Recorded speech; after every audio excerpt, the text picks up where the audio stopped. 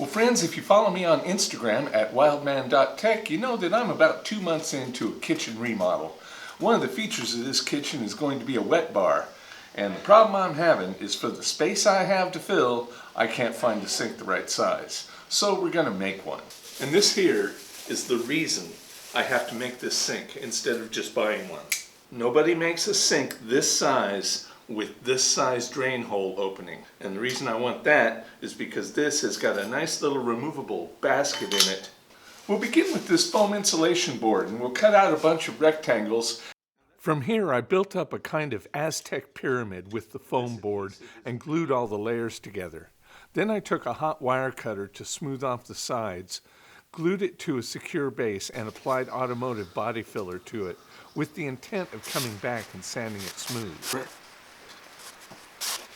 Now that's looking pretty rough, but we're going to let that cure, then we will sand it down, because whatever this looks like on the outside is what our sink is going to look like on the inside.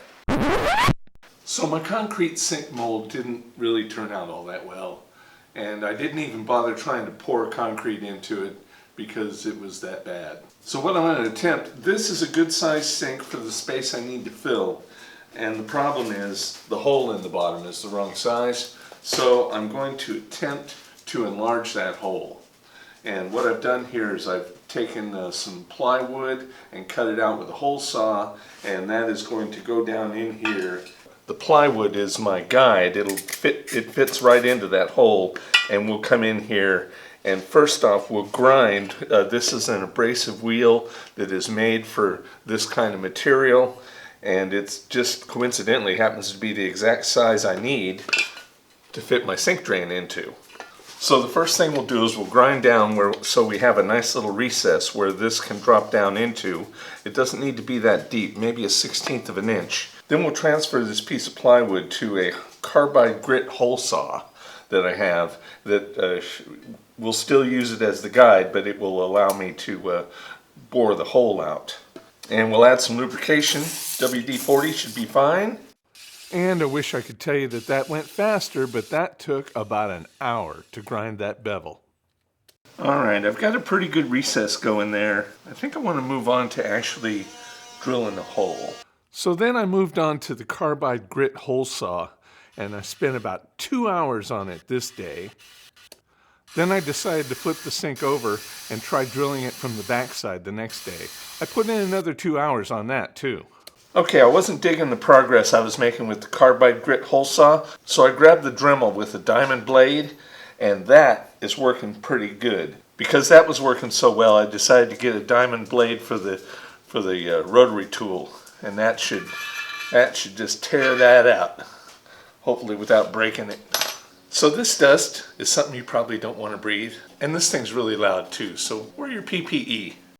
And once I got on there with that diamond burr, this job really started going fast. This only took like 20 minutes to do the whole thing, get all the way through. I just ripped across there for just a second and it left a gouge in there. Luckily I know of a compound I can use to repair that.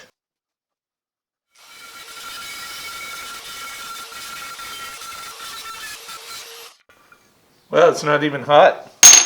And after that, all I needed to do was go around and knock all the burrs off. And that was surprisingly simple. I half expected this sink to just shatter under this kind of stress.